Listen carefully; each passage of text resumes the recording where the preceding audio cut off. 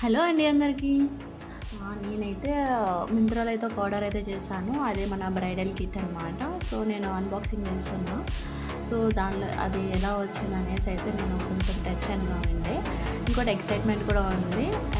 Actually నిన్నే order చేశాను అది నేను. ఈరోజైతే డెలివరీ ఇచ్చారు. అది కూడా చాలా హ్యాపీ నేను.